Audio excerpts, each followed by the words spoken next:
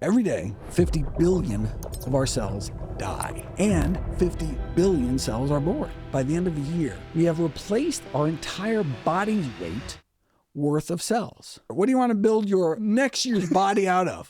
New data shows just how much ultra-processed food we're eating. 55% of Americans' food intake. An alarming nutrition reality. The number one killer now is actually your diet. We are killing ourselves. Every day, your body's fighting a life and death battle for you. You're not even aware of it. How do you kind of maintain sanity, I guess? Yeah, try to do that.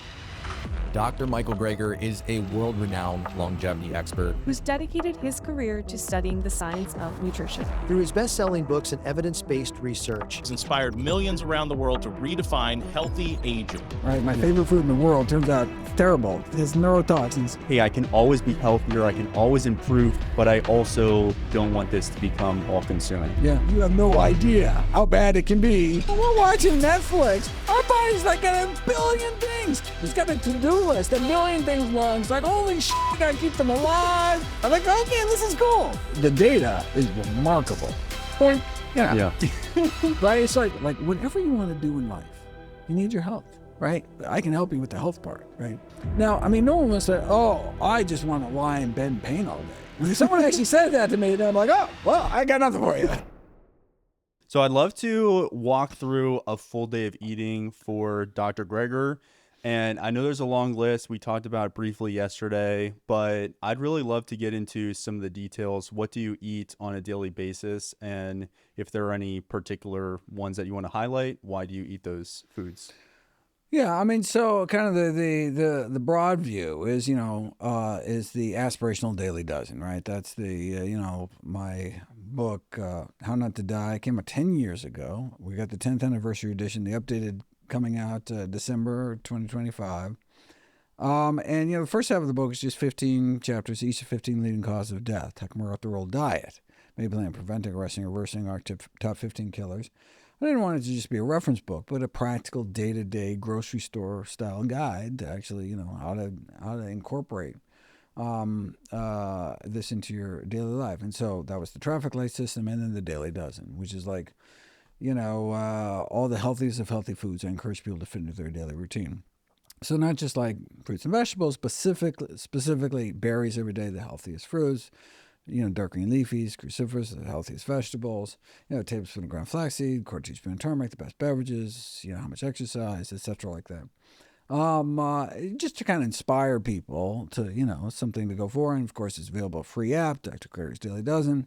And people can kind of track their progress and remind, oh, I didn't have my flax today, or oh, should I eat more beans, or whatever.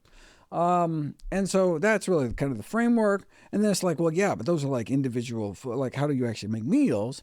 And so people kept asking, and so I started this series of cookbooks, the How Not to Die cookbook, the How Not to Diet cookbook, and then How Not to Age cookbook just came out in April, which I think my favorite of the three. And so then it's like, oh, okay, so here's all the daily dozen foods, and in the particular, so these are a lot of the anti-aging foods too, like purple sweet potatoes and stuff, to add those new wacky ingredients that, I mentioned for longevity. How do you actually make tasty meals for your family with them? In my own life, I eat kind of much more simply. And when I'm at home, control of my life, there's, I was going to say privileged to live alone, but it's not a privilege. I mean, I have control of my life in a way that if you have a family, it's not easy to not have chips in the house if you had teenagers or whatever. But look, you could lock them away in a safe, give them the key, and then let them eat the chips, whatever. But I mean, I have kind of total control over what's in the house. And so there's no junk in the house. So I just got no junk. No like special occasion junk, just no junk. So if I get hungry, I'm going to eat an apple because that's the best I got, right? If I had apples and a cookie, then, a couple first few days, I'll white knuckle it and eat that apple. But, I have a bad day or whatever, some stressful thing, I'd eat that cookie. But there's no cookie, so you control your environment. And look, I'm blessed to be able to work at home. I have to walk past a donut shop every day, or there's not some bowl of chocolates on my, desk next to me or whatever. And so I have control. And so then it's easy to eat healthy because healthy's your only option. You either don't eat or eat healthy. And so there you go. So, and then it's like, I'm so busy that it's just, anything I can make super simple, super quick, a lot of batch cooking. So, I can, cook. A lot of people batch cook for the week, but you got a freezer. You can batch cook for a month, right? Yeah. It's like, this is how much, if I'm going to eat this kind of food, if this is a really good breakfast every morning, if I don't get sick of it, well, then just make a month worth of that thing and just warm it up. And, I, use microwave a lot. My freezer is half frozen greens, half frozen berries. I'm thankfully with Instacart, and I can get produce delivered. I use air fryer a lot as a quick, easy way. Yeah, air fryer is great. And anything that that has a timer, so I don't burn things because I get lost in my work and whatever. It's like, okay, 10 minutes. I can relate to that. Oh, you got something on the stove, I'm gonna burn the house down. I can't. And much of it is like to my particular taste, and so I'm always hesitant to kind of like talk about exactly what I eat because people are like, oh, I got to eat that. Yeah. Only if you really enjoy it. Like, it's like it's like, oh, well, Gregor puts hot sauce on everything, so I better put hot sauce. Well, no, I only do it because I like the hot sauce. You know what I mean? But for people who are interested, usually for me breakfast, kind of warm months, I do smoothies, and then the cold months, I do this kind of, the Burl Bowl, which is, groats, barley groats, oat groats, rye groats, and lentils, which I make big batches of. And then, add lots of berries, nuts and seeds, and cocoa, and, whatever else I want to kind of throw in there. And then some months, I do, green smoothies, get your dark green leafies in the morning. Oh, for the Bro Bowl, I do fresh mint. I've got a garden full of mint. And anyone who has a garden knows that if you have a little mint, you will have a garden full of mint if you don't do anything. So it's very easy to grow. And then so the smoothies, I used to do a lot of curly parsley just because it, lasts in the fridge for a long time. It's really nice and deep green, but the broccoli sprout is probably the healthiest food that exists on the planet. Like, it's hard to imagine, even like on a nutrition per dollar basis. You make your own, it's super easy, and it's probably costs about 25 cents a cup or something to make on your own. And just a little mason jar and this, screen top. And so, but what do you do with broccoli sprout? It's a little spicy. So look, if I'm making big salads or something, but then I need a lot of produce. I'm out in the boonies. It's hard to get good produce. So I'm doing broccoli smoothies, which sound, of course, disgusting, but you put a lot of, intensely flavored, berries and stuff in there. I use this. One of my favorite snacks is purple sweet potatoes. I microwave them. If I had time, I'd bake them. And that's why I take on planes with me. It's just what a wonderful snack. 70% of the Okinawa Japanese, second longest living population in the world, with 70% of the calories from sweet potatoes, including these purple sweet potatoes, may count for part of their longevity. But I can't even get them. I'm in the middle of nowhere. And so if I live somewhere, I could get them. But then I discovered this, purple sweet potato powder. It's just one ingredient, powdered sweet potatoes. And so you add that, adds this brilliant purple color, and it's such a strong flavor. It kind of can overshadow the broccoli sprouts, so you don't taste it as much. So my life used to be a lot simpler before this new book I have coming out in October, I think October 18th, on lowering LDL cholesterol. The short stories, LDL cholesterol, primary driver, primary killer, heart disease of both men and women. If there's only one thing you can know about any food, it would be what does it do to your LDL cholesterol, since it's the most important. The traditional advice is, well, you cut down on the three main things that increase your cholesterol: saturated fat, trans fats, dietary cholesterol. So minimizing meat, eggs, dairy, and processed junk, particularly those tropical oils. Your LDL cholesterol comes down right into that safe range for primary prevention. But the big shift in it's probably the biggest shift in terms of primary prevention is this understanding that no longer is there a safe zone. There no longer is there a target for a safe zone. Down to at least like a millimole, which is like 28 or something, like an LDL of 28. Below that, maybe there's no benefit of lowering it, but basically the lower the better. So all of a sudden, all the international guidelines shifted from having a number like a target of 70 or something, and then you're like under 70, you're like, oh, I'm 69, I'm free, I'm ready to go, I don't have to worry about it. Then it's like, oh, well, even people at 69, it actually benefits them to get to 59. And at 59, it benefits to get to 49.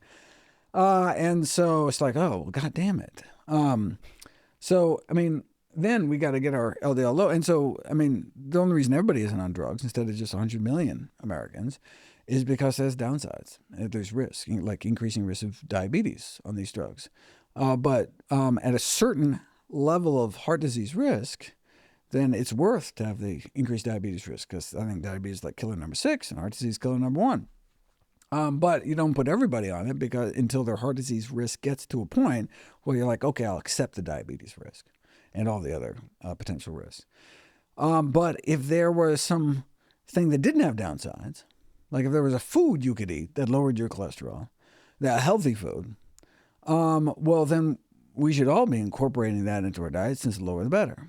And so that was the rationale behind the formation of the portfolio diet in 2003, a long time ago. Dr. David Jenkins, University of Toronto, said, okay, let's do a plant-based diet, eliminate all the things that raise cholesterol, then go out of our way to add foods that specifically pull cholesterol from our body. So like, this viscous fiber foods, the slimy fiber, the ground flax seeds, oatmeal, okra, eggplant, this kind of slimy foods have a special kind of fiber, sticky fiber, that pulls cholesterol out of our body. And so eating not just a plant-based diet, but a plant-based diet with a lot of viscous fiber, get even lower cholesterol. Oh my God. So that was one. And so we came up at the time, found 4 foods or food groups that pull cholesterol out, and for each from a different mechanism. So they added up. They had an additive effect. And so it's called the portfolio diet, because it's a portfolio of cholesterol-lowering foods. That was a long time ago now, and I was like, I wonder if there's other things that have come up that we've realized that could lower cholesterol. So I made it my mission this year to okay, I'm going to search out every single food, herb, spice, safe supplement that lowers cholesterol, in randomized controlled trials. But then I realized the clinically relevant, clinically important drop in LDL cholesterol, I think it's like 3 points. Meaning because there's a little, if you got tested like 3 times in a day, you would be up and down a little bit. So if you actually get 3 points, that's like a significant dip, right? Thing is, there were way too many things that dropped to 3 points. So I was like, I cut it down. So I was like, basically arbitrarily like, okay, 10 points. And so, so if I say, okay, everything that drops on average more than 10 milligrams per deciliter, I'm going to include in this book. It turns out I think there's about 15 things.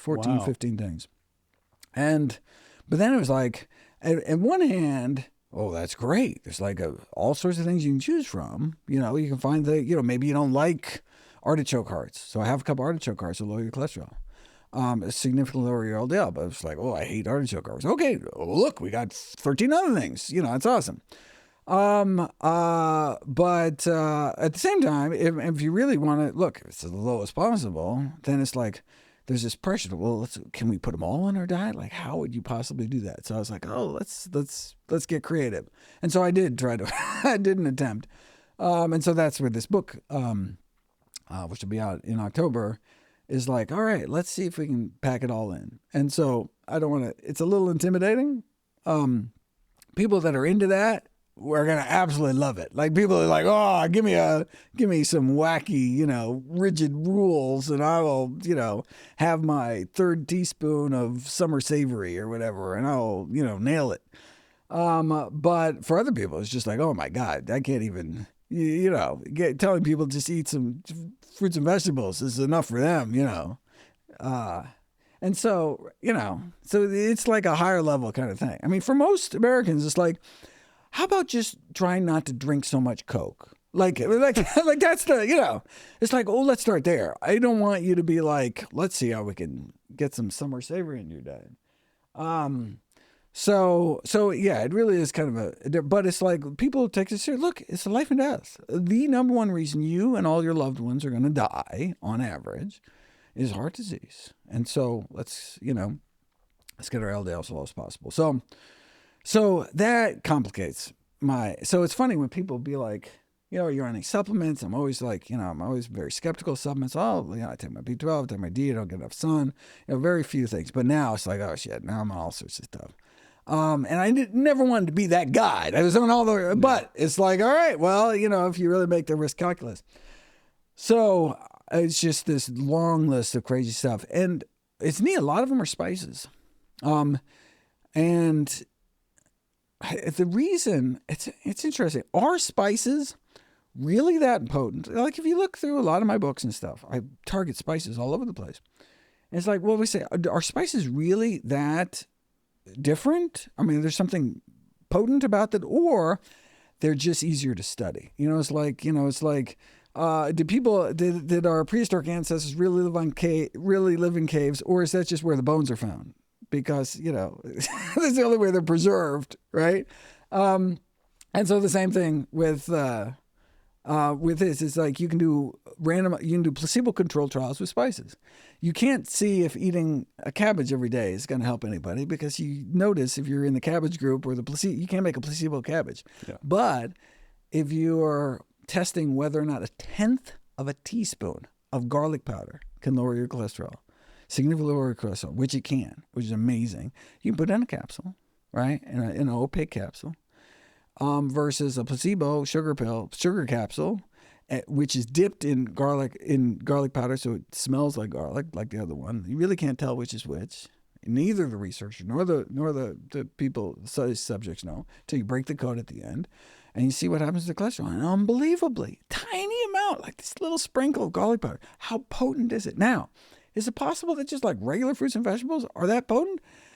Well, we don't know, because they haven't been tested, but we can do randomized controlled trials, blinded, of foods, not easily, spices easily, because it's such tiny little doses.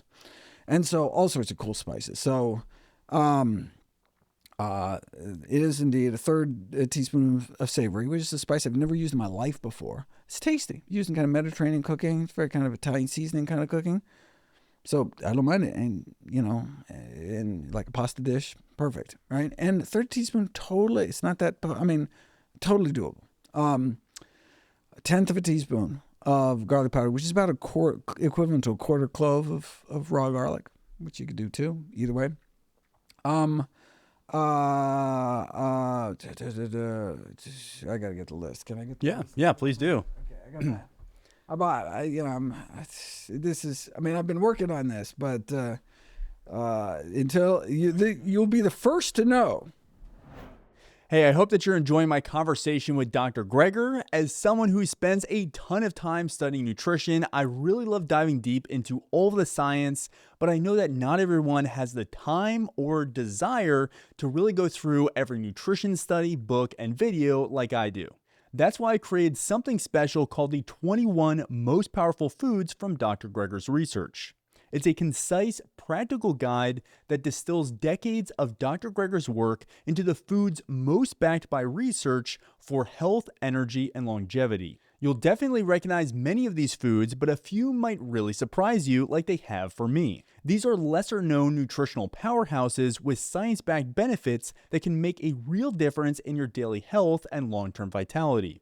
Inside this guide, you'll learn why these foods are so powerful and how to easily work them into your everyday routine. I actually eat all 21 myself pretty much every single day, and they've changed my health in some remarkable ways. This guide is absolutely packed with value, and as a thank you for watching this video, you can download your copy for free.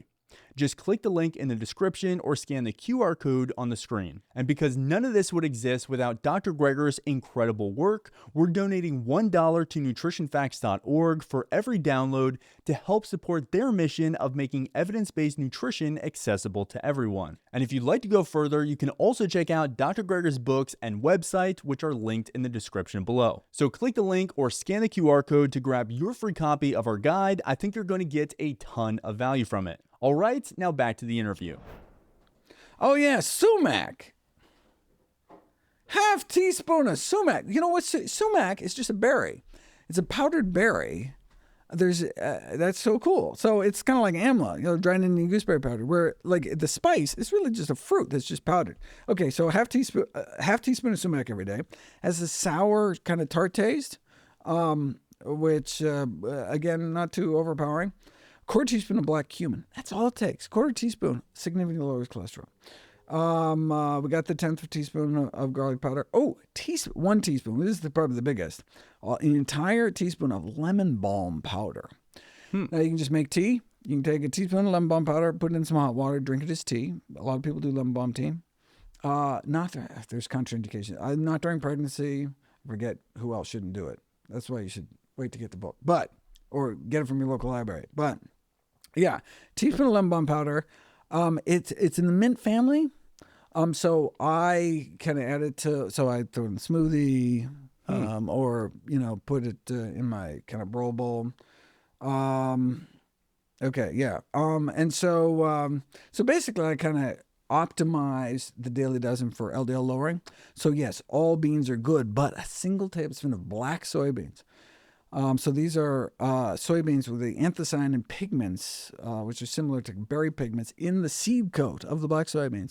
Significantly lowers cholesterol. Tablespoon a day. Amazing, right? I'm not sure I've ever even had those. Yeah, so you can buy them. So I know of one brand, Eden brand, has no salt added canned black soybeans. You can just get a. You're gonna have to try that. So a tablespoon a day. Thing is, so the one can will last all month. So you can freeze it in like little baby food silicone trays in your freezer, and you just pop out a little. It's about a golf ball size of soybeans, and you just throw it in whatever you're cooking. You're making pasta water, something. Throw it in. So do you mash it up first, and you? Oh no, you don't. I mean, it's just. Oh, I mean, so it's like 5 soybeans or something. It's a little more than 5. It's about a dozen. They're small. Yeah. And so you just put it in anything. You don't even know they're there. It's just a mild taste. You don't even really taste them. I think I just throw in my smoothies these days just so I can get it out of the way. And so, all berries are good, but 2 tablespoons of dried barberries. You can get them in a Middle Eastern store, tart flavor. So you can mix it with the sumac. So whatever is good for one is good for the other. Significantly lowers cholesterol. And then 12 dried apple rings. Massive drop in LDL cholesterol in the study of postmenopausal women, which is equivalent about 2 apples a day, although it wasn't actually done on apples. It was done on dried apple rings, so I don't know. You might want to do that instead. But I love apple rings, so that works. Well, then they're great. Absolutely. Oh, well, perfect. What a great snack. Yeah. And they're nice, chewy, and I mean, they're delicious. So now I'm getting these big bags of apple rings, and that's my snack. So you can snack on a whole bunch of healthy things, but if you want to lower your cholesterol as much as possible, that's like, can you think of a more cholesterol lowering snack? And that some walnuts or cashews. And then in terms of vegetables, half a cup of salt-free artichoke hearts. And so I didn't even know there was such a thing as salt-free artichoke hearts, because you get them in jars or get them in cans, they always have salt added to them. And I was like, there's got to be a no salt added brand. Couldn't find it until frozen section. You go to the frozen section, you can get frozen artichoke hearts, just single ingredient artichokes. And so now my freezer is frozen grains, frozen berries, and frozen artichoke hearts. But half cup. So it's a lot. So it's like one of your vegetable servings of the day is artichoke hearts. If you don't like them, you can do an artichoke extract powder. The dose, let me see the equivalent dose.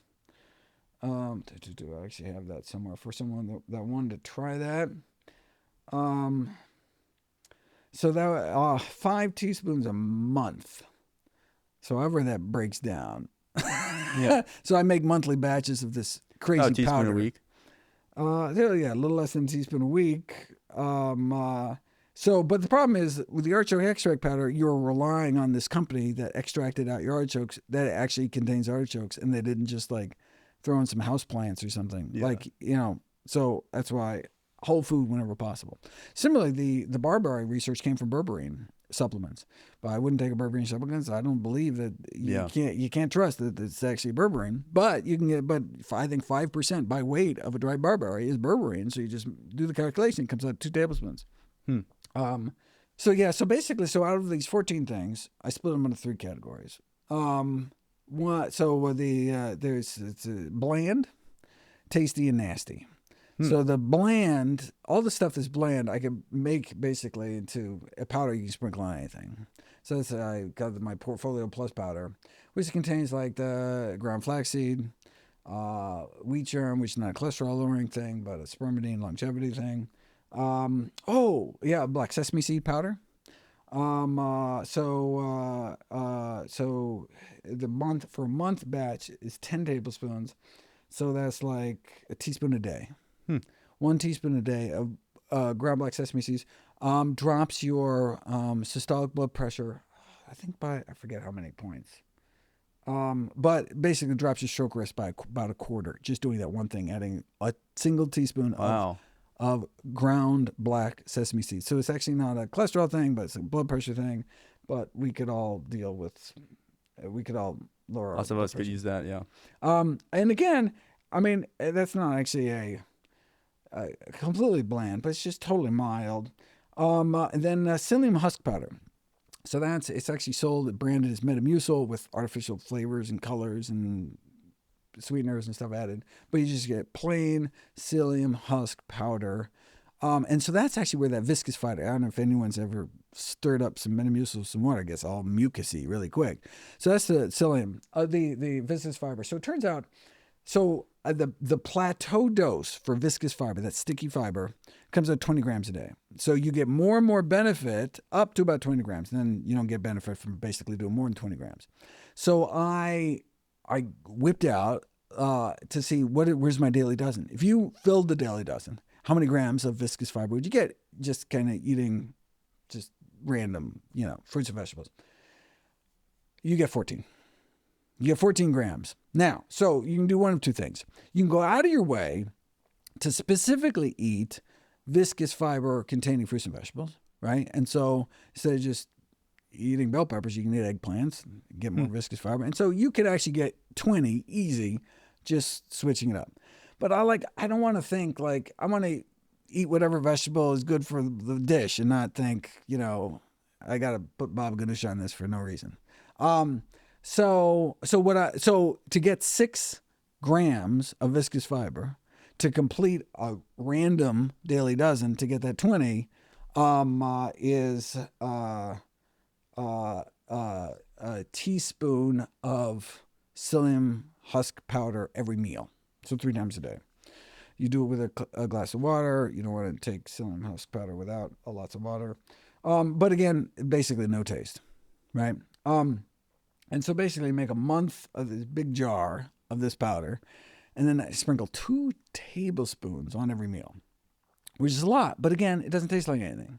So it looks like you're what am I doing to this meal? But it's like, you wouldn't taste it either way. So you can throw it in your smoothie, just sprinkle on whatever. So I just have a whole jar of it with a little 2 teaspoon thing. So the powder goes on everything, whatever I eat during the day. So we talked about breakfast. For lunch, I've been doing a lot of kind of I get on kind of these ethnic kicks where I'll do Ethiopian for a long time and I get sick of and then whatever. So I've been doing a lot of Italian recently. I've been doing like a standard what I call hummac, which is basically mac and cheese but with hummus instead of cheese. So then I add, that's my opportunity to add all these spices like the savory, like the artichoke hearts. You do the black soybeans in there. And with, of course, a ton of greens. If I have some dinosaur kale or something, I'll get a whole bunch. Quick pressure steam it, which is the best way to keeps nutrients, is basically pressure cooking it for 0 minutes at high pressure. And so as soon as it beeps, you release the pressure. And of course, you're hacking and holding that to maximize sulforaphane production, which used to be you have to wait 40 minutes after you chop your cruciferous vegetables. But as the new How Not to Die 10th anniversary edition will tell you, we now have data showing you only need 30 minutes. Of course, you may even need 20, but we don't have the data yet. And so, yeah, so lots of greens, and of course whole wheat pasta or whole grain pasta. I added, my nuts to the morning smoothie, doing walnuts. And then, what am I doing supper these days? A lot of these kind of just like one bowl meals where it'll be a base of, it's like, beans and grains with some kind of flavor, so, it'll be like, you can do some Mexi where you just, Instant Pot, some pinto beans, you just mash them up, with like a potato masher kind of thing.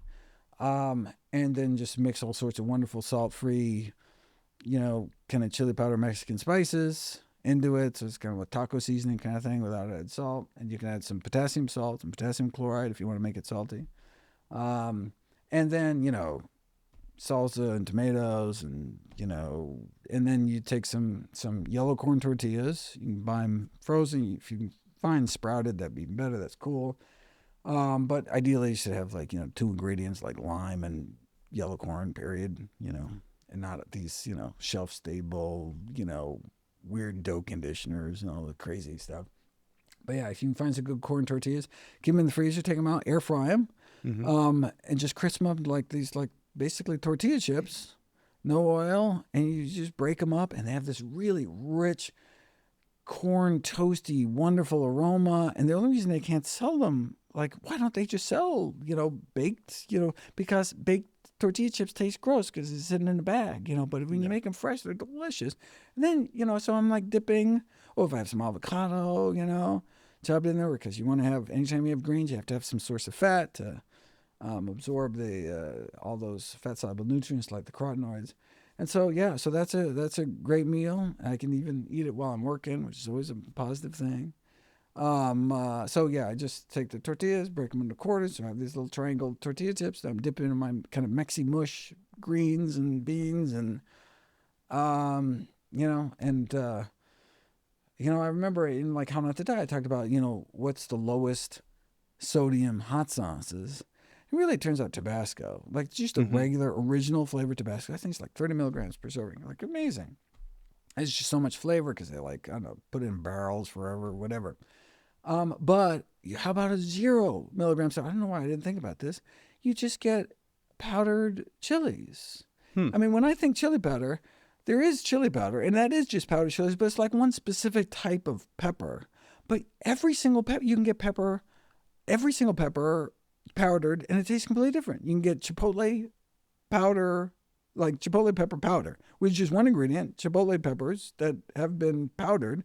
And so, like the chipotle flavored Tabasco, way too much sodium. Like basically every hot sauce, way too much sodium. They had a lot of salt. But no, you like that smoky taste? You can get that. So my favorite, so now I no longer use hot sauces. I just use the pepper, the chilies.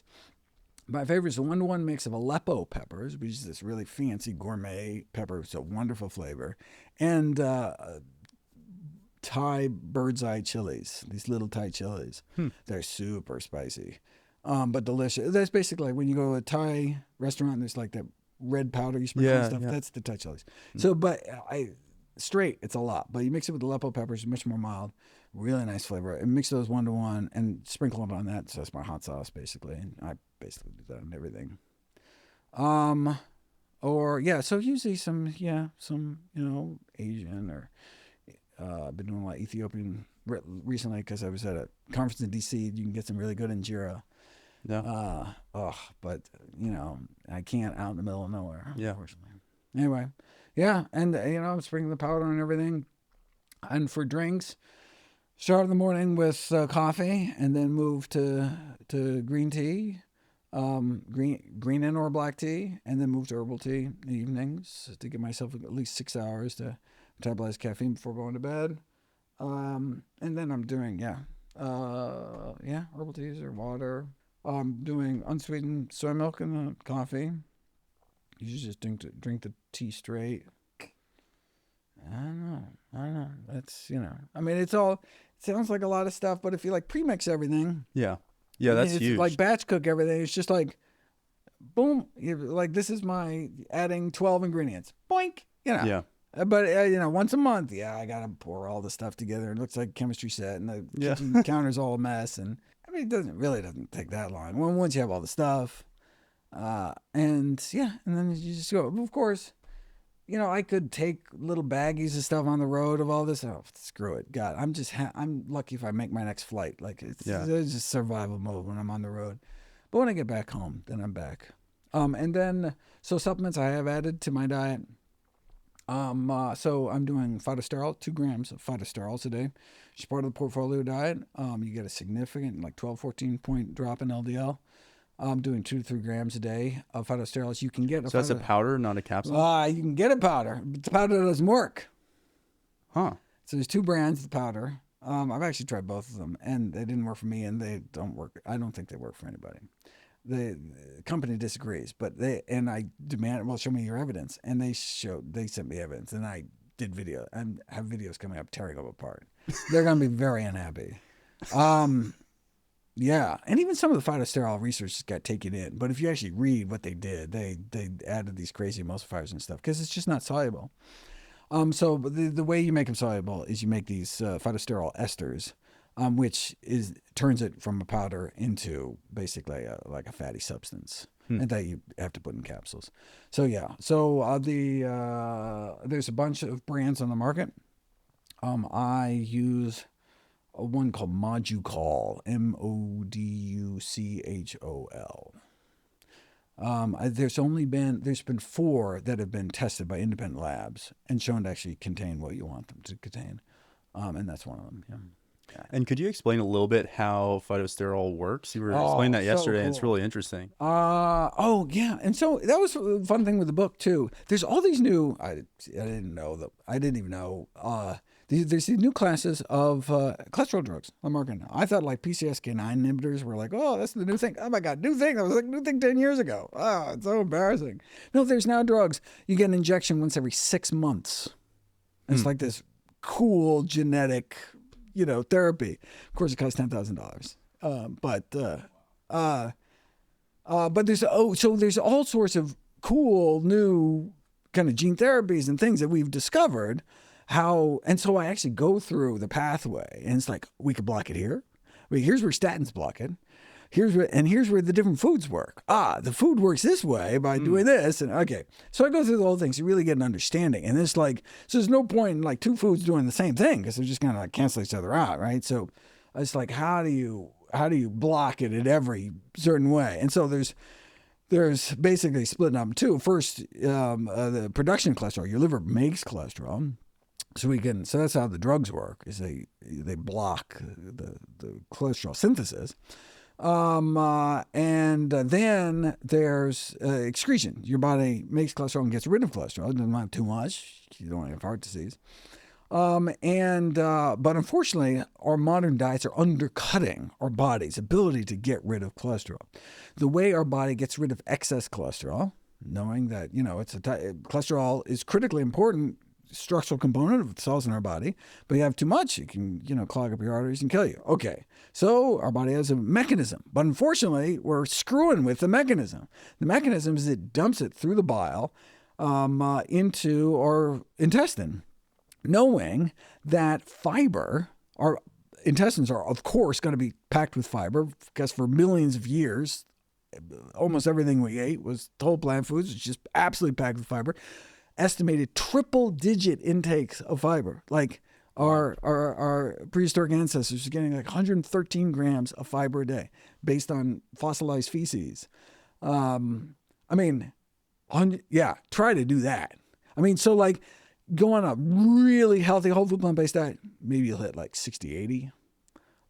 I've done 100+ days before. Really? Yeah. Damn. Okay. And it's I probably eat more than you do. Oh yeah. Oh, and yeah. it's Yeah. so Yeah. But okay. it's Well, tough. but that's like It's rough. so that's like normal for the human species. Like that's how we evolved. Okay, so our body's supposed to be packed with fiber all day long because there's no such thing as like Twinkies. There's no such thing as like, Anyway, so the fiber gloms on to the cholesterol and flushes it out the body. Right, literally flushes it right out in the toilet bowl. So. But if there isn't fiber, if we eat fiber deficient diets, which is basically everybody on the planet, then the cholesterol just gets reabsorbed. In the same way that eating egg yolk, the cholesterol in that egg yolk is going to get absorbed into your system and contribute to your LDL. But the same thing can happen to the cholesterol that your body's trying to get rid of. It gets back in your small intestine. Your body doesn't know the difference between cholesterol you made and the cholesterol coming from that the chicken made in the egg, and just gets absorbed in. And so one thing we can do is eat more fiber-rich foods. That's part of the viscous fiber thing. Let's keep it through our system all the time. Good. Nice whole food plant-based diet.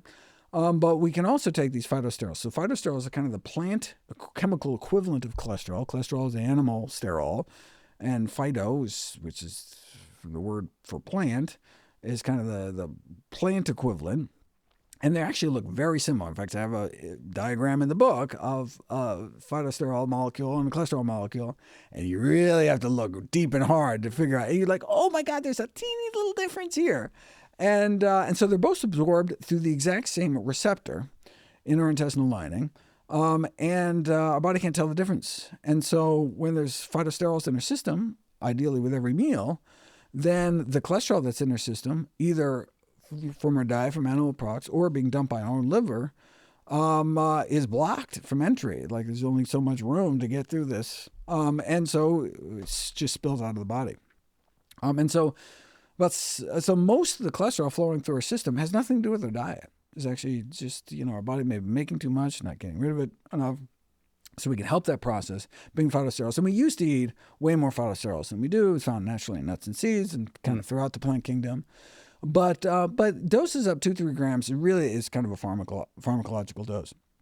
Vegetarians get 2 to 3 times more just because you're eating more plant foods. But it turns out there continues to be, it doesn't plateau till 2 to 3 grams. And so you really can't do that with whole foods. And so that's where supplements come in. Thankfully, we have these studies that have looked at the supplements and found out it does contain what it's supposed to contain. And I looked deep into the safety literature. And so as far as I can tell, so I do make a recommendation to start phytosterol supplements. I take them myself. I recommend them. And if you're like, oh, but I heard blank, blank, blank, I go through everything. That's what the book is for. It's like, okay, here's, what about night blindness? Want to block the absorption of some carotenoids? Want to do, all these other. I go through everything. And I went deep to make sure. It's just so sensitive about making supplement recommendations. Or really food recommendations, anything. God, this pawpaw thing, right? My favorite fruit in the world, turns out it's terrible. It has neurotoxins. I'm eating away my brain. Oh my God. And I was telling people, eat pawpaws, they're amazing. Anyway, so yeah. So we've got phytosterols and other supplements. Okay, so another supplement, this one I'm less happy about.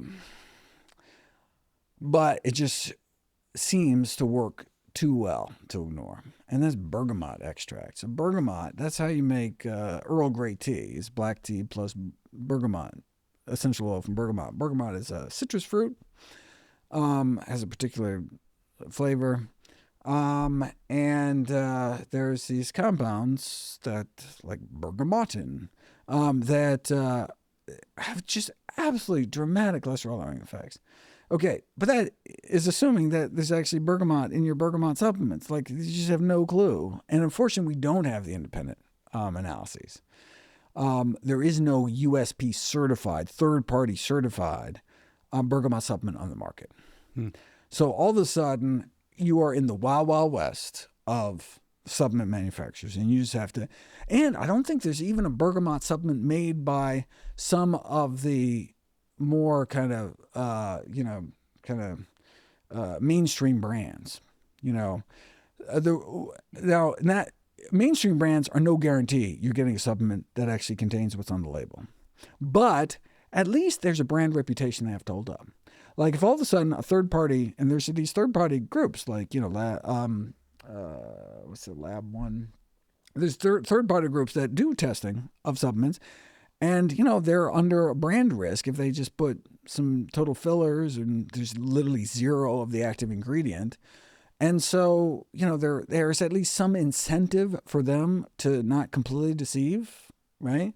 Whereas if there's some fly-by-night internet company with some just like random name, like fine. If they get found out that they're actually been totally deceiving customers and putting in something that's toxic, they just change the name. Like they don't give it, they got nothing. No. So, I mean, at least there's a little, but you can't even find, I don't think I could find a Bergamot supplement made by some of the kind of mainstream manufacturers, which at least have some incentive to not screw over people. But anyway, and there's no whole food equivalent, unfortunately. It's like, can't you just eat bergamot fruit? It doesn't look like it. So why are you unhappy about that? So I'm unhappy because because it works. I mean, the data is remarkable. I forget, it's like a 30-point drop, some like ridiculous pharmaceutical, right? Okay, so you can't ignore that. But I'm unhappy because I can't find, I don't know of a source of a bergamot supplement that has been third-party validated, that actually contains what it says it contains and doesn't contain all sorts of toxic garbage. So I'm buying the cheapest bergamot. Yeah, I'm on Amazon getting the cheapest bergamot supplement because there's no other metric I can use to, and so I take it every day. Does it actually have anything in it that's good? Does it have horrible stuff that's bad? I don't know. What other supplements? So those are, I think, the two cholesterol-lowering supplements I take, and everything else I found in whole food form. And then taking vitamin D because I don't get adequate sun exposure. And actually 2000, so my recommendation for across the board is 2,000 international units for those getting adequate sunshine. But that's, I guess, assuming you're getting some sun. It turns out 2,000 isn't even enough for me. I got to bump it up higher. But you can certainly get vitamin D toxicity, so you don't just want to willy-nilly go higher than that. And certainly the most important supplement of all time, which is vitamin B12, which is recommended for everybody over age 50 and anyone eating a plant-based diet at any age. And you can take, there's daily dosing, weekly dosing. You don't have to take supplements at all. You can do B12 fortified foods. The way I take it now is I just put it in my monthly powder. I mean, so it's funny, I can take one 500 microgram tablet and crush it in mortar and pestle and sprinkle it evenly throughout a month's powder. So like that one bottle is going to last like 30 years or something. Yeah. So it's like, but but yeah, you can do, 2,000 micrograms, once a week, or you can do 50 micrograms once a day. Or even smaller amounts if you're getting B12 fortified food. So that's critically important. And then I take 250 milligrams of DHA, which is long-chain omega-3 fatty acid, which may be important for cognitive health, particularly in older men. Anything else? Then, yeah, everything else is like, you would think of as like a supplement. It's like cranberry extracts and stuff. Yeah. It's just like eat cranberries or these spices, or eat the spices. Oh, and so that was bland. I didn't talk about, and then the tasty stuff I put in my food. Like, I like the taste of the strawberry powder or lemon balm or whatever I actually added to the food.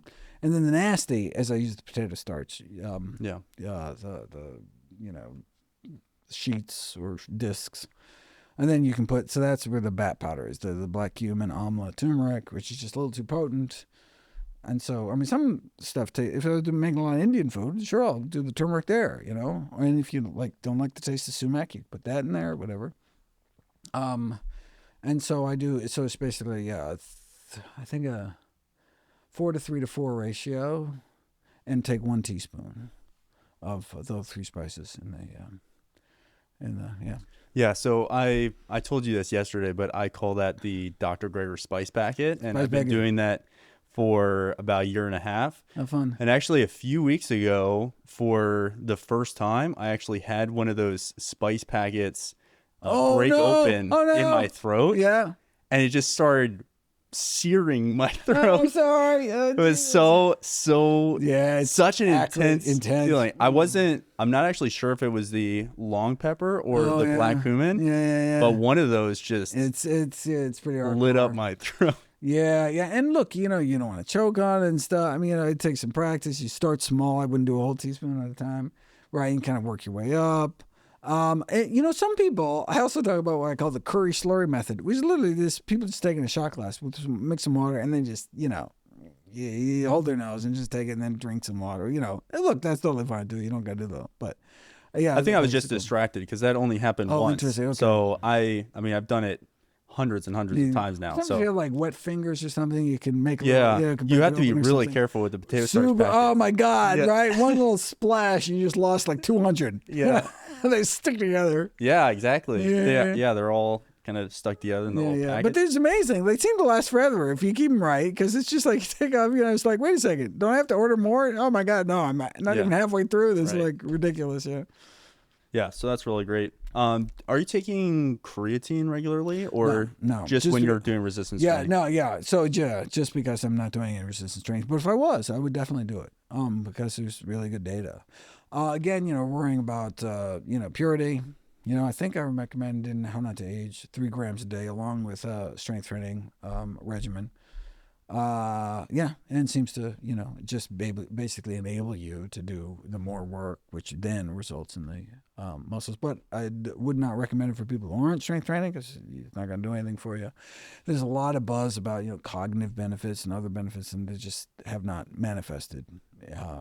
They're just not evidence-based. So you grow your own mint. You also grow your own broccoli sprouts, lentil sprouts. Lentil sprouts. Anything else? I grow tons of stuff, but it's all eaten by the deer and the birds and a squirrel I call Gordo. This big fat squirrel. Oh my God. Everything. The healthiest squirrel in the world. So like strawberries. I mean, nothing. Everything's eaten. Everything's eaten by all the animals.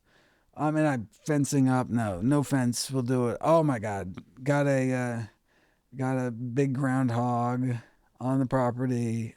Big waddling fat groundhog who just eats watermelon rinds from the compost pile all summer and then sleeps under the shed. And I love her. Sounds like a good life. So basically, I grow food for all the animals. But they don't eat the mint. Nettles. Another thing, animals don't eat the nettles. So I do nettle smoothies. Yeah, so if you have to pick them very carefully. These little like spines that that poke into you, but super healthy. Oh my God. But you wear thick gloves, and you and they grow great because nobody eats them. And once you blend them in a smoothie, it breaks up all the little things, and so you can drink it and there's no anything, but you got to make sure. Sometimes like a leaf will get caught under you put the top on the thing and you think you're blending it, but no, still the top on the top. You don't want to do that. So you gotta be careful. But and you can also if you cook it, they go away. But so we've been talking a lot about lowering your LDL cholesterol, and as you mentioned, the latest research suggests that you just should keep getting lower with your LDL cholesterol. So I just got my blood test done recently. My latest number was 60 for LDL. Awesome. And you said yesterday that you've been everywhere from 39 to over 100 testing different regimens. For all of those people who really are constantly wanting to further optimize their health, how do you kind of maintain sanity, I guess, for lack of a better word, in knowing that, hey, I can always be healthier, I can always improve XYZ number, but I also don't want this to become all-consuming? No, totally. No, that's a great question. Some people's psychology is just like such all or nothing, that, they just find hard to kind of moderate. And so they're like, well, if it's good, I should do it, which, that's a great, that's a good attitude to have, right? But it's, there's certainly a limit, at which case it could start kind of, impinging on your quality of life. And so and so I try to make that, I don't know how clear I make that, but like the conclusion to the book, to the LDL book, I'm like, I know this is intimidating and overwhelming, and like, I swear, if you just do one or two of these simple, easy things, like eat some more apples, I'm totally happy, like your body will thank you, like your heart will be happier, don't gotta get, crazy about this, but look, if you want to get more, then try these other things, mix and match, whatever's good for you. To try to, push back against some of that. But it's like, at the end of the day, if you can find ways to do it without really, like traveling is a good example. I don't do it when I travel, right? Because it would be a pain to like extra packing time and, one more thing to remember on the road. And so there's an example of like, it would be healthier if I actually did it on the road, but I'm sacrificing that extra health for, just the day-to-day practicalities. Yeah. But when I'm at home, have control, do this batch cooking, make a month's worth of powder. Like it's the 2 seconds to sprint. Yeah. Like, okay, that literally didn't impair anything about my life, right? I mean, but what was I doing? Oh yeah, so I talk about some supplements I was trying, and it caused horrible I talk a little TMI about the horrible side effects I suffered. I forget what supplements I was trying. But it's just like, well, there's no way I would take, I don't care how good this thing is for me, Yeah. It's just like, and thankfully I found a way to find a whole food form of it, and then didn't have to worry about it. But, so yeah, it's that balance. So look, if there's simple, easy stuff with no downsides, then, then I'd say go for it. But, it's interesting. One thing, I do a deep dive into statin drugs and cholesterol-lowering drugs in general in the book. I'm talking about the pros and cons and who should be on them, who shouldn't be. And one thing that really fascinated me is this concept I don't think I ever ran across before, something called pill burden, where they ask people kind of a hypothetical situation. It's like, okay, we have this drug that lowers your risk, gives you, this much extra lifespan. Like, and it's an idealized pill, no side effects, free of cost, no side effects. You take one a day and you get to live 10 months longer, period. Would you take it or not? And you're like absolutely guaranteed, crystal ball, no side effects, no downsides whatsoever, 10 months longer. Would you take this pill? And a large percentage of people won't. Why? Because they don't want to take a pill every day. It's the pill burden of taking a pill every day. Wow. Now, for me, that is crazy nuts, right? It's like, wait a second, one little pill, like, it's not even like a big pill, like a super easy, teeny little pill. Like, They don't want to like think about it. They don't want to like, and it's like, you're reminded of your mortality if you take a pill every day. I'm taking this to live longer, and oh my God, I'm going to die. And I don't know what's going through people's mind, whatever psychology. But I realized, oh my God, there's like, we have this kind of egocentric bias. We think other people see the world the way we see the world, just because we assume they're people, we're people. No, people see the world very differently. And so for some people, it's like you can give them years of extra life, they won't take a pill. Other people, give me an extra day. I don't care. Yeah, right. And so that's why it's so personalized. That's why, when they make these recommendations for a population, it's like, well, no, people are really different on what they're willing, there's this burden that some people feel, some other people don't feel. And so similar with food, right?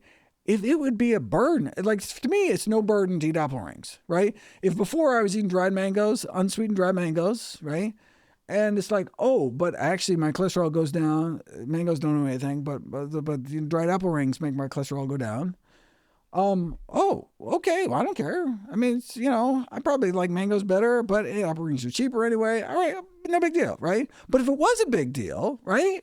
That it was like, if like my dry mangoes were like one treat of the day, and it's like I've been looking for them all day, and now I gotta do stupid, I hate apple rings, they're all mushy and whatever. It's like that would be a burden. And so it's like, that's like, when you talk risk benefits, in our mind, we're thinking like medical risks. Mm-hmm. But the pill burden discussion maybe think, no, there's other, let's not call them risks, but downsides. Yeah. Or there's downsides. Psychological downside of taking a pill every day. Psychological downside of worrying about, Am I getting enough spices or enough whatever it takes? Like, if that has a burden, well, then you need to weigh that against the good.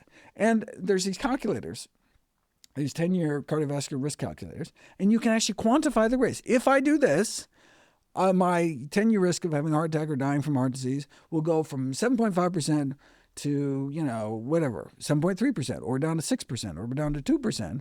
And then you make your own mind. For some people, hey, I'll take, it's like 0.5% risk, like 1 in 200 chance. It'll lower my risk over the next 10 years by 1 in 200 of having a heart attack if I do this. Is it worth doing this? And like, for me, it's like, oh my God, how embarrassing. Dr. Greger has a heart attack. That's not good. That's not good for the brand. Other than not wanting to have a heart attack, it's like, okay, I'll take that half. Am I going to get a 0.5% absolute risk reduction if I just do this? And, even if it's like a little pain, it's totally fine. Other people will be like, screw that. Unless I get like, I want like a 75% chance I'm going to not do this. Like, people have these really like wildly things that seem totally irrational to me, but it's not my body. It's your body, your choice. And, but you can calculate it, and, you have to have a little understanding of some basic math, like proportions, and so then you can really weigh it. It's like, okay, so I tell you exactly how much your cholesterol will change, and here's the free online calculators. You put in all your data, and it's like, okay, so if I do 2 tablespoons of barberries and they're too tart, I hate sour food, whatever, is that worth I'm going to put it in, what happens? It's like, for one person, it'd be worse that like sour taste. For the other person, it'd be like, no way, Or for another person, they'd be like, oh my God, these are delicious. I'd eat them even if they were terrible for me, right? It's like, they're like candy, whatever, And so the book, I'm really not making recommendations. I'm saying, like, do whatever works for you. And, you do you, basically. And you can test your progress. Talk about these relatively cheap machines. Sort of like, you can get free cholesterol testing. There's charities like familyheart.org. You can go, you order a test. It comes in the mail. You send it back, completely free. But I think you can only do it once, like per family or whatever. Of course, you can go to your doctor. Unfortunately, I'm in the middle of nowhere. It's hard to go to the doctor. So you can get a little cholesterol machine. They do have some that are kind of like FDA validated for, and you can consistently take it out of 3 fingers and see if they get the same result, And so you can, so that's why I test my cholesterol every week. I tweak stuff every week, and it's like, add this food, remove this food, take this supplement, remove this supplement. And so you can follow your progress. And so they cost like, I think the machines are like $70. But like if you went to a LabCorp or a Quest and you didn't have a doctor's prescription, getting a lipid test probably costs you $30 a pop anyway. And then the strips are like $1.50 each. So every time you do a test is an additional like consumable $1.50 or whatever. But I'll spend so $70 and then $1.50 every time you test. That worked for me. It was fun to see a little digital readout and graph my progress on a line and what did I do, what did I change. It's like, oh, this is a pain to take this.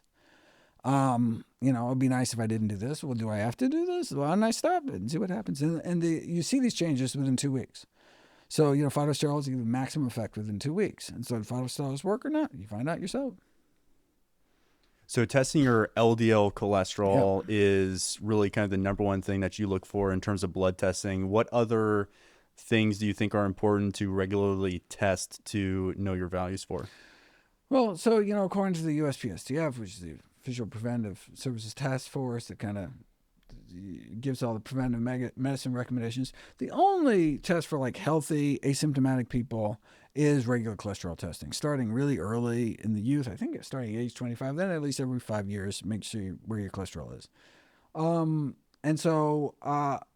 But obviously if you have symptoms, if you have a disease you're tracking, then, if you have diabetes, you want to check your long-term blood sugar control. If you have, whatever, hypertension, you want to make sure your blood pressure is consistently checked. If you have a disease you're following. But if you're healthy, there's really no benefit. So I have I have 2 videos talking about like regular laboratory testing and then regular going to the doctor for like checkups. No, there's really no good data showing that going for checkups it really is beneficial for people.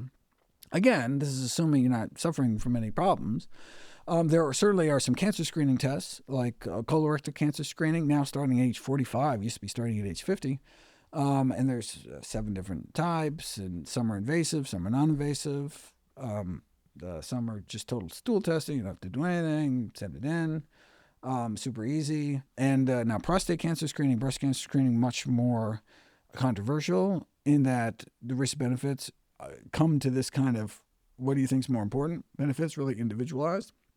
And so I think basically if you fully inform, if you sit down and actually talk through and make sure patients understand the risk benefits of these tests, for mammograms, 75% of women would refuse if they actually knew the truth. But hey, maybe you're in the 25% where you know the risks, you know the benefits, and you still think it's worth it. That's totally legitimate because there really are benefits and there really are risks. And it really depends on what you value. And for prostate cancer, however, almost all men, well, it's PSA testing, almost all men would refuse if they really knew the pros versus cons. And so much so that the recommendations are, you have to bring it up to patients.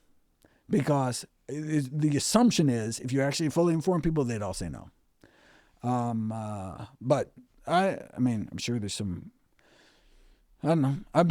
I certainly, when I looked at it, I have never gotten PSA testing, never will.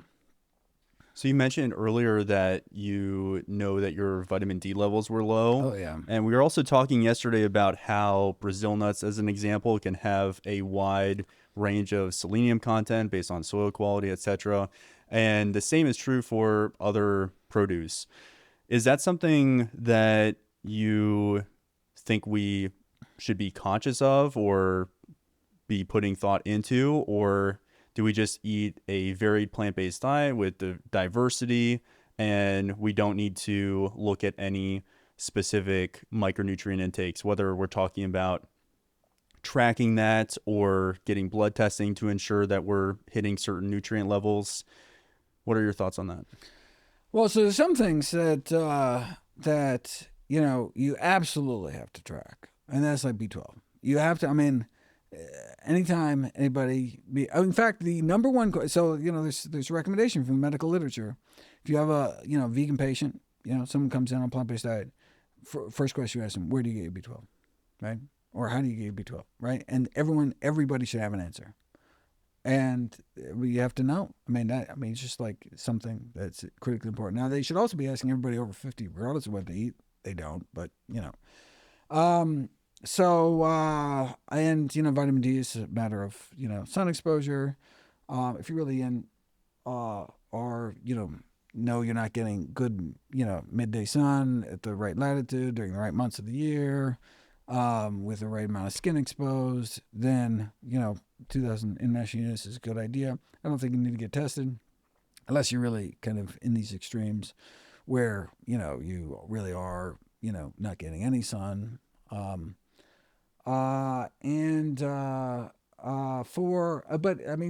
other nutrients, I mean, your body's really good about regulating. So, for example, if you're low, if your body needs more calcium, you actually increase your absorption. Your calcium in foods becomes more bioavailable. And if you have too much calcium, your body gets less bioavailable. Like, your body's really good about getting rid of excess nutrients and holding on to nutrients that are really important. But there's certainly foods that, so foods can have these kind of pharmacological effects. When I talk about, oh my God, just a teaspoon of this or whatever, have these remarkable benefits, effects that like drugs can have. It's like, we shouldn't be surprised that you can like overdo them. These are powerful, foods can be powerful.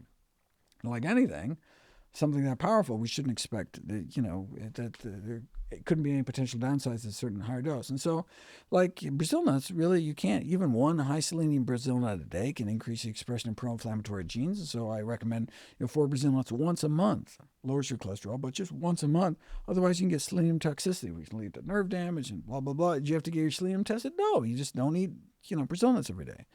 And there's other things like starfruit. Starfruit's so high in oxalates, you can clog off your kidneys. You can get these horrible. You could literally need a kidney transplant if you ate a couple starfruit every day. I mean, that's ridiculous. Just sell it. Is there like a warning sign saying? Thankfully, no one actually eats starfruit. They just make it. They're decorative. Put little stars around. I mean, it's gross. It tastes like soap. I never liked starfruit, but I think they actually have warning labels in Brazil. In Brazil. God damn it. Good for Brazil. Yeah. Not in the US, but totally should. Because total normal doses. Like eating 3 fruit of a fruit. I forget exactly how many fruit there were, but it was something like 3. It's something on that order. Yeah, like 3 something like reasonable. Right. Look, I can sit down, eat a couple kiwis or eat a couple whatever. I mean, that's certainly over a day. And the fact that you can shut people's kidneys down, oh my God, ridiculous. So yeah, and so I try to point those things out, but yeah, in general, your body's really good. Although, it's not perfect, like your body doesn't really have a good mechanism of getting rid of excess iron. That's why heme iron can be so dangerous. You can get these iron overload syndromes because our body, basically evolved to store excess iron because we blood loss was a common occurrence, and so we needed to have the iron stores to make more blood. And so it was actually in our body's best interest to have these toxic levels of iron stores, because we're much more likely to die from getting bit by a saber-toothed tiger than getting colorectal cancer later on in life. But it turns out now that the invention of blood transfusions, we don't want to have those dangerous high stores of iron. So we actually want to have low ferritin. That's the storage iron indicator. Low ferritin while still making enough blood. So we don't want to be anemic. You don't want to have your hemoglobin drop too low. But ideally be like as low as possible ferritin without hurting your blood count. And that's where we want to live. And, there was that remarkable study that I did, like the too good to be true study of where they took people, randomized them to blood donations, which is basically like leeches, modern leeches. So they're donating blood versus not donating blood. Dramatic drop in cancer incidence. Dramatic drop. Wow. Like ridiculous, and it happened quick because iron is like this double-edged sword. It acts as a pro-oxidant, but by dropping people's iron levels, dramatic decrease in cancer rates. It's just like no drug, no anything can do that. And it's just like because they went to the Red Cross and they're like doing a good deed, and that just goes to show So, I mean, our body's homeostatic mechanisms make sense only in the context of kind of how we evolved. And so some things, it's like it's waiting for the fiber. It doesn't know liquid calories, essentially. So when you drink soda, our body it can't deal with it, Also, refined carbs, no such thing, right? There's no such thing as getting carbs without fiber. I mean, it's just, it's just, our body can't hack under those circumstances, but because we're putting it in very unnatural circumstances. But mostly our body can take what it needs is if we give it a wide range of stuff to use and just spit out what it doesn't. Yeah, I'm so amazed and grateful that our bodies are able to do that. We're talking about like all these little details that you ideally want to optimize. But at the end of the day, the amount of work that you have to put in based on what your body is capable of doing with those inputs it's like the least I can do is check off the daily dozen. The least I can do is add these spice packets. Right. And then my body's going to take care of all the rest. I've got trillions of cells that are all working simultaneously. Oh my God, I love that. It's like, oh my God. And it's like when we're sleeping. Yeah. Like when we're watching Netflix, our body's like got a billion things. It's got a to-do list, a billion things long. It's like, holy shit, we got to keep them alive. There's like bacteria around, and there's, oh my God, they're fighting battles, wars we don't even know about. And our brain is freaking working. I mean, it's just like, and it's like the least we can do is not put shitty fuel in the tank. The least we can do is give it an oil change. The least we can do. I mean, Absolutely. No, I love that kind of, right? And it's like, because look, if your car goes to shit, you get a new car. But if you go to shit, I mean, like with your body, Not like so it's easy. it's not as easy. There's some irreparable damage that can take place. And, until, AI figures out how to upload us, Yeah. we got to take care of ourselves. And who knows what kind of life that would be. It's true. Yeah. So let's briefly touch on fitness. One of the most incredible statistics that I kind of personally read in How Not to Age, or one of the statistics that was most surprising to me, was the 3-to-1 return on investment with exercise for longevity. So as an example, 20 minutes of exercise can add approximately an hour to one's life. So how much exercise is optimal? Do we know that? And what types of exercise should you be doing? Yeah, no, I love that stat, right? For all the people like, I don't got time to exercise. Oh, you get more time. That's very, very cool. Now, of course, that's based on observational data, and it gets a little more interesting when you do a deep dive into How Not to Age. It's really actually kind of controversial. But in terms of exercise, in terms of looking at the epidemiological data, look at population studies and see who lives longest. People who exercise this amount or this amount or this amount. And you try to control for other factors. Obviously, if you're exercising a lot, you're probably really healthy, and so no wonder you're living longer. But no, we control for disease, we control for income, we control for education, we control for gender and age and all sorts of other things. And so it turns out that basically any amount of exercise is better than none. So even 15 minutes a day. So, I mean, the data is strong enough that even 15 minutes of walking, moderate intensity activity. So walking at kind of a brisk pace, 4 miles an hour. So it's not really strolling, but it's like a directed, you're walking someplace, right? So, you walk 2 miles, walk back, get back in an hour. That's 4 miles an hour. 15 minutes a day, you can tease out the day living significantly longer. 15 minutes a day versus 0. Oh, that's cool. Okay. But at 30, you live longer than 15. Oh, all right. Well, you should exercise 30, not 15. Okay. But then, 45, you live longer than 30. An hour, you live longer than 45. And then 90 minutes a day of moderate intensity exercise, you live longer than 60 minutes a day. And what about longer? More than 90 minutes a day? There's no data. Like they couldn't get a large enough sample size. You do a big population, look at 10,000 people. How many people are exercising more than 9 minutes a day? It's just not a lot of people. Yeah. So they don't have data. Now, so it's possible. 120 minutes a day is better than 90. We don't know, right? I mean, anyway. So it seems like, so I recommend, so what do I recommend? I recommend what the data says, 90 minutes a day, right? 90 minutes a day of moderate intensity or 45 minutes a day of vigorous intensity exercise is where we have showing that it not maxes out, because we have no idea where the curve goes after that. But based on the data we have, from 0 to that 90, it goes up and up and up. So 90 is better. So that's what I recommend. Until we have data showing, beyond that. Maybe. And so it seems like a lot. What do you think about it? Look, we were built to move, right? Yeah. The fact that we're sitting around all day, like if you think about it, like there's no couches. Like all we did all day was just move around, right? We're like these roving bands. It's just like we're just walking long all day. And so 90 minutes is like nothing, and so it's no wonder that our bodies really kind of are not happy, sitting around all day. So that's the recommendation, but emphasizing not to intimidate people. Like, oh my God, forget it. No, it's like, look, any amount is better than nothing. And so, but look, the more you do, the better.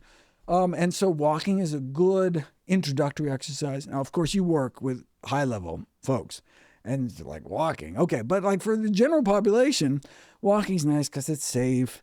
Like anybody can do Walking's it. Great. Right. I mean, it's a huge proponent of walking. Great. I mean, that's a good kind of gateway, right, to physical activity.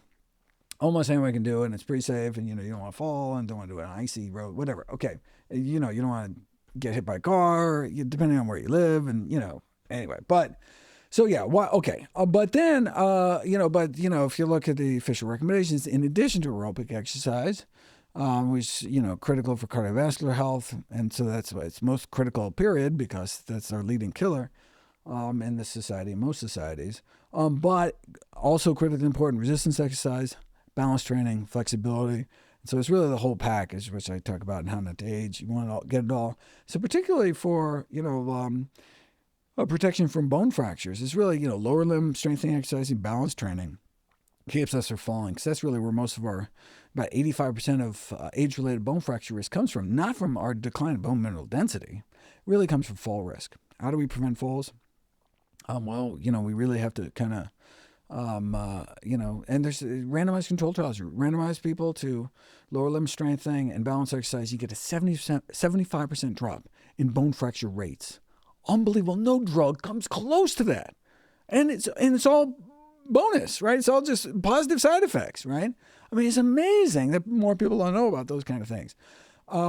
And so that's really the critical key. And so, instead you hear like, well, we got to have, impact exercises. We got to jump up and down on a trampoline or jump rope or something to strengthen our bones. But again, that's just a teeny little piece. Okay, great to have stronger bones. But if you fall, you got to crack a bone, whether it's, whether it's strong or not. And if you don't fall, even if you're really frail bones, you're not going to break a bone.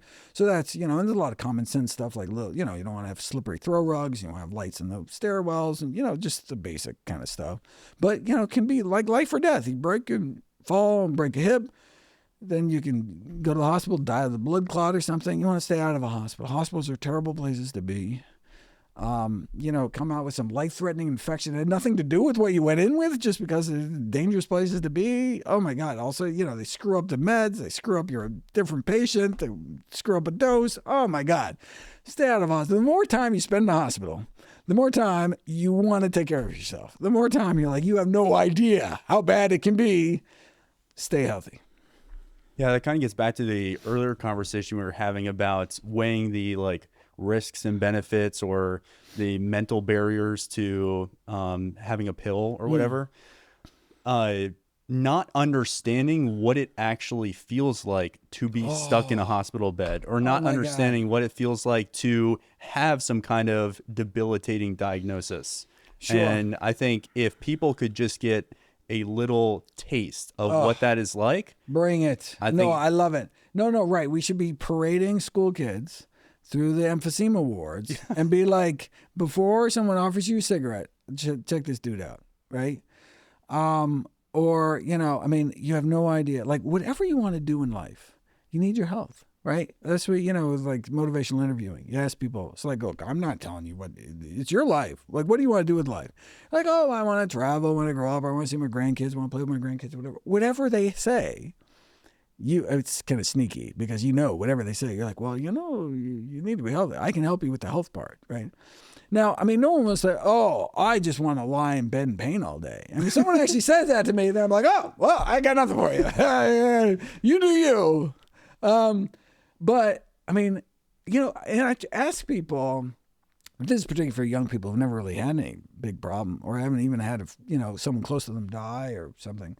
But it's like, even them, I say, think of the last time you had a really bad cold. Right? Everybody has a cold. In fact, average person has 2 to 3 colds a year.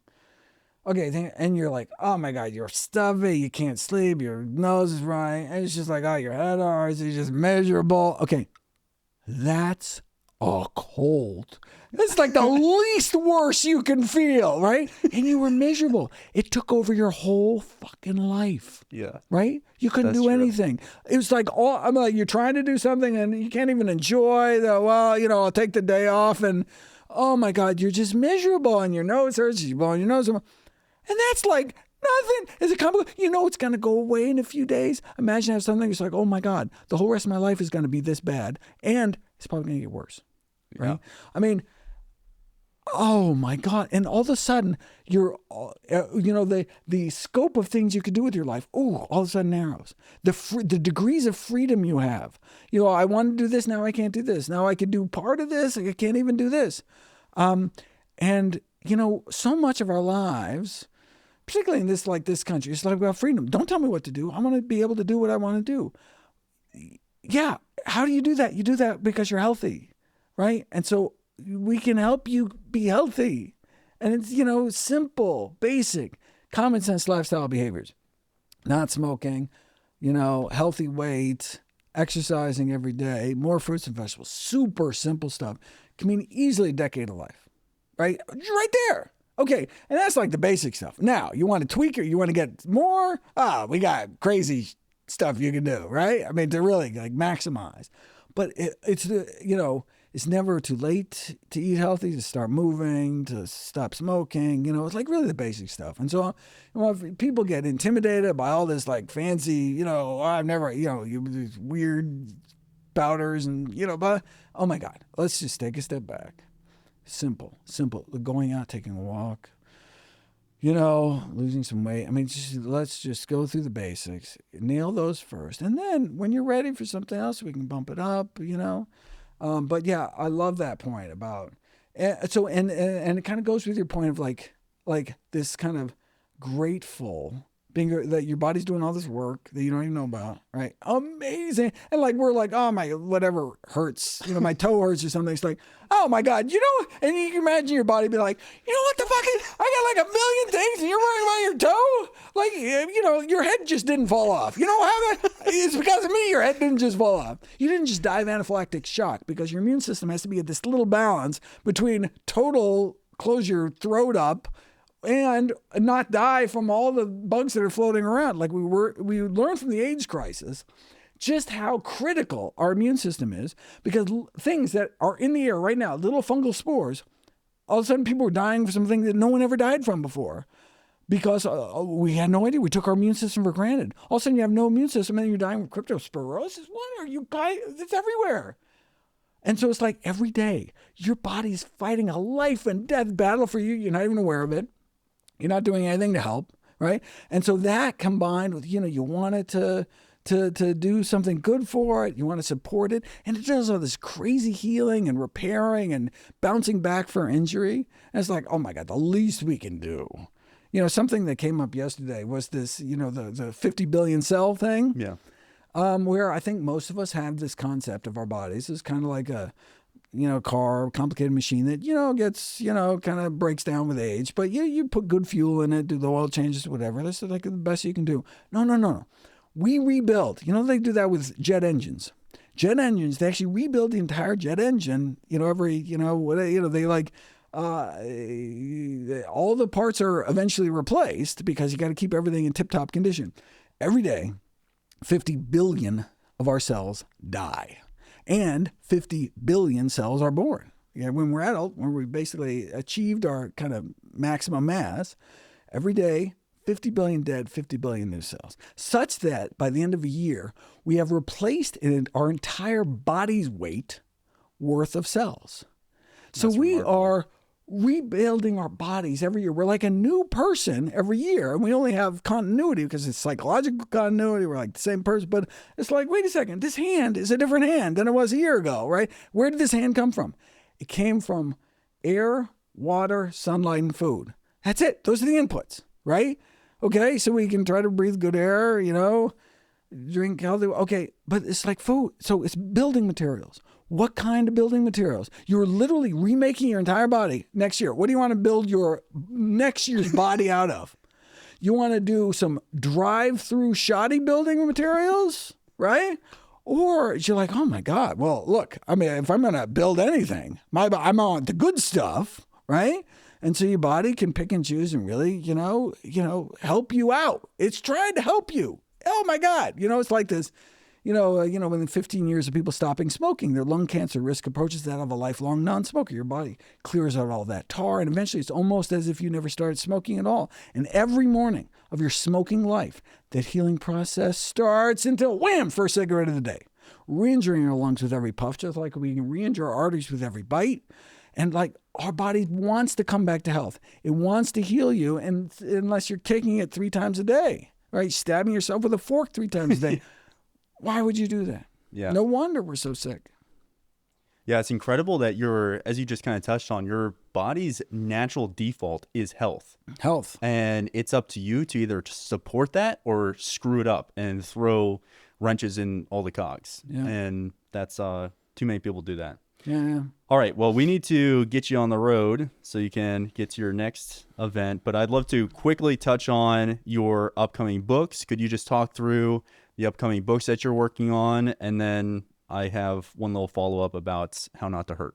Sweet. Yeah. So 3 books this year, 3 books next year. So I had the How Not to Age cookbook come out in April. October 18th, 2025, a book on LDL cholesterol, all this lowering cholesterol with diet, maximally lowering cholesterol with diet. And then the 10th anniversary edition, How Not to Die. Can you believe it's been 10 years already? That's so wild. Updated, added all the new juicy stuff that's, all the cool new resources been on the last 10 years. Nothing really I mean, the same diet that was healthy before, same diet now, we just have more evidence for it. So if you're going to, anyway, buy a gift for somebody, you might as well get them the new book rather than the old book, but same basically stuff. And then next year, in January, I have a book on ultra-processed foods coming out. Always really hot topic in the field of nutrition. And then I think by April, I should have a book on how to read a research paper, basically compiling all the knowledge I've got all these decades of reading through the literature and helping other people be able to do that. Like someone sends you a study, they emails you, say, hey, what about this study, whatever. You'll be able to just, a little checklist, go through, who funded it, what kind of, what are some of the kind of red flags that the study's being manipulated in a way to get some kind of predetermined outcome. How to tell what's a good study, bad study, because otherwise, really before all you really had, is it in the peer-reviewed literature or not, right? The gold standard is peer-reviewed medical literature, but the industry found out, and this started with the tobacco industry. Tobacco industry realized, okay, well, this is the gold standard. Well, we will manipulate the scientific literature.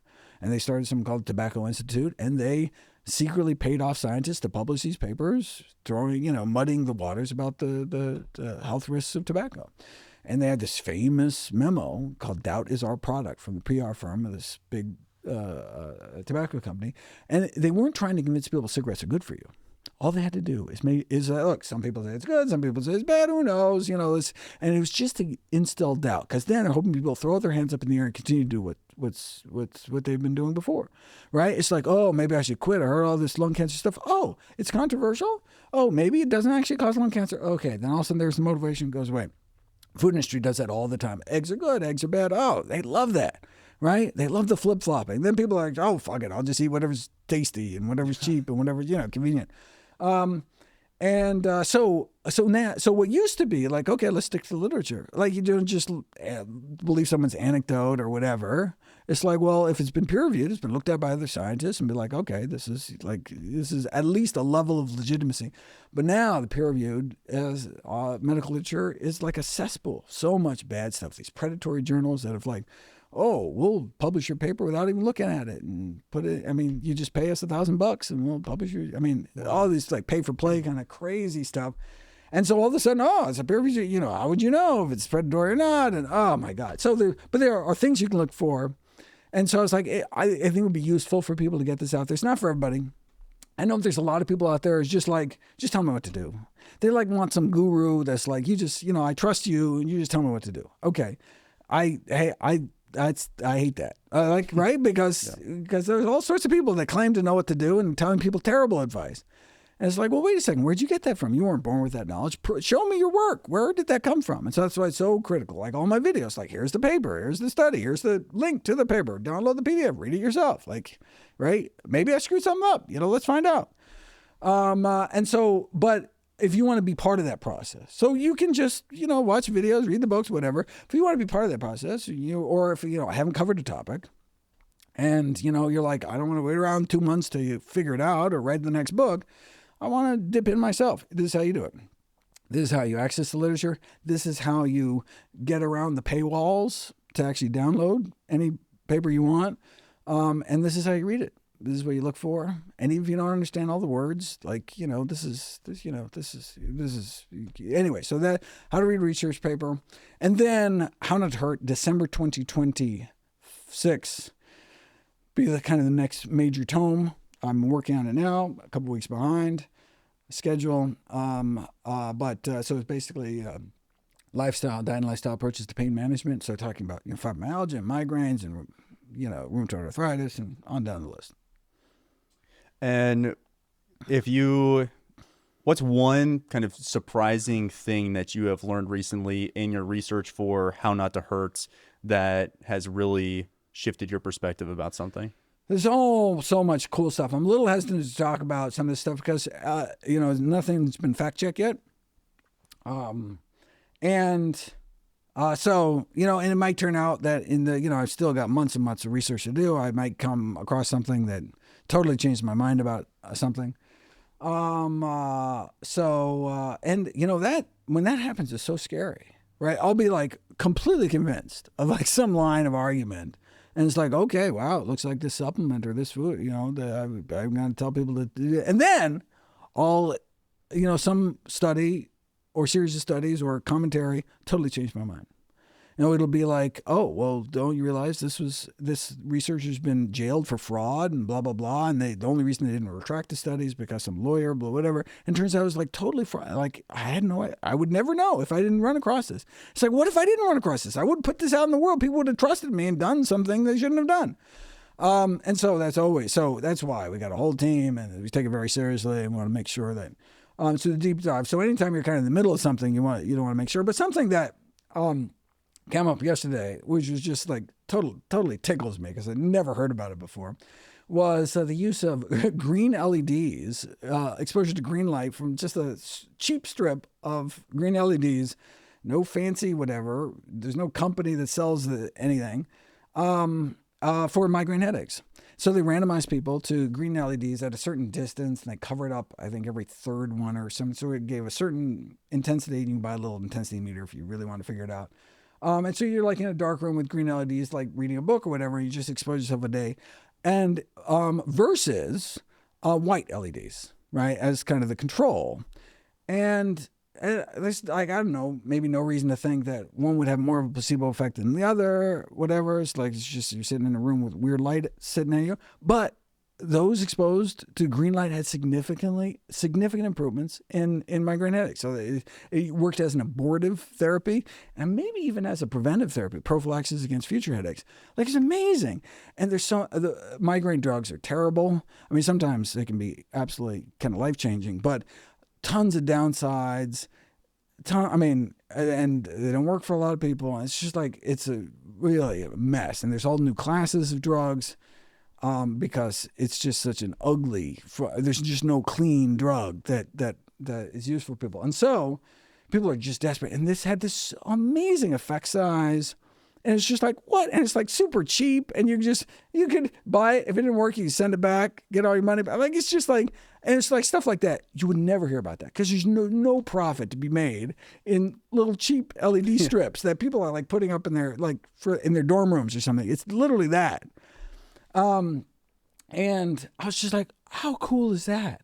And then there's actually a whole literature on the analgesic effects of green light. And you can do it, and so you can do all these crazy experiments about green light, and different lights have different effects on pain. Like you have someone plunge their hand into ice water and expose to different lights and they can stand it more or less. I mean, what?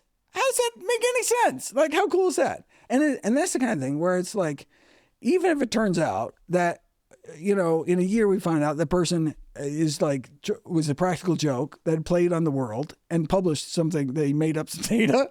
Like, the worst, what's the worst that can happen? Someone bought a thing of LED and then sent it back because it didn't work. I'm like, okay, this is cool. So anyway, so something like that. It was just like, that totally opened my eyes, like, oh, whoa, I never heard of that. That's cool. And so if it turns out that that's where the research leads, how cool that I'll be able to present to the world this thing that has been published. These are years old studies. No one's ever heard about it because there's just no profit motive driving its promotion. And so, I love bringing that stuff out to the world. It's like, hey, there's an alternative. Yeah, that's really cool. So yeah, that was something that tickled me recently. Yeah. See how it pans out. Very cool. Well, I'm really looking forward to reading all these books and looking forward to diving in and finding all these other little tips and tricks to improve my life and the lives of others. So really appreciate you taking the time to do this interview, you coming to our vegan superhero retreats, and most importantly, you just dedicating your life to this work and helping people live healthier, happier lives. I immensely appreciate it, and just want to thank you for your work. So happy to help and had such a blast at the retreat and looking forward to coming back next year. Awesome. All right, thank you so much. Thank you so much for watching my interview with Dr. Greger. As we talked about, there is really no better investment than in your health. When your health and fitness improve, everything in your life really improves. From your energy to your happiness, your confidence, and also your ability to show up for the people that you really care about. And that's why I'd love to introduce you to the Vegan Superhero Academy, or VSA for short. VSA is our comprehensive online vegan coaching program designed to help you transform your health, fitness, and lifestyle no matter your age, experience, or current fitness level, because we meet you where you are. In VSA, we help you to become the strongest, healthiest, and most confident version of yourself through our personalized coaching, science-backed systems, and a thriving supportive community. In fact, we're the only vegan coaching program in the world led by a medical doctor, registered dietitian, and certified health coaches, all working together to give you the guidance and support that you need to be successful. Inside our academy, you'll get one-on-one personalized coaching, custom nutrition plans and training programs built specifically for you and your lifestyle, and live group coaching calls every week. You'll also gain access to exclusive masterclasses and specialized programs like Dr. Daphne's Menopause Mastery. But what truly makes VSA so special is our community. We have an incredible group of vegan superheroes who support each other every step of the way. And every year we come together at our annual Vegan Superhero Retreat for a week of fun, learning, and connection. At our most recent retreat, we introduced something brand new with Dr. Greger, the Greger Games. The Greger Games. That was so cool. A live, one-of-a-kind, super fun plant-powered nutrition trivia show that everyone got to play together. Our community absolutely loved this. I had a blast, so did Dr. Greger, so we've decided to bring it back and make it even bigger and better for next year. We are calling it the Greger Games Live 2026. It's going to be an absolutely unforgettable experience, and I would really love to have you join us. As a thank you for watching this interview and supporting our mission, we've created a special offer just for you. When you apply to the Vegan Superhero Academy using the link in the description or the QR code on the screen, you'll qualify for exclusive retreat rewards, including the chance to earn a free ticket to our 2026 Vegan Superhero Retreat featuring the 2026 Greger Games. We have different VSA membership levels for different needs, and every membership includes its own retreat reward. At the highest membership level, your retreat ticket is completely free as part of this special offer. And your investment in our program is backed by our 30-day money-back guarantee. If you don't make real progress towards your health and fitness goals in your first 30 days, then we'll give you a full refund, no questions asked. We're also proud partners with TrueMed, which means that you can use your HSA or FSA dollars to pay for coaching.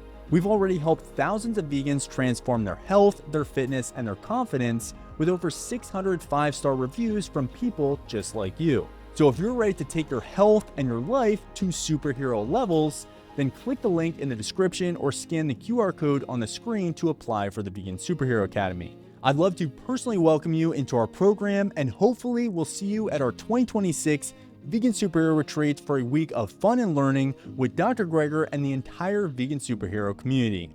Thank you so much for watching, and I look forward to seeing you in our next video.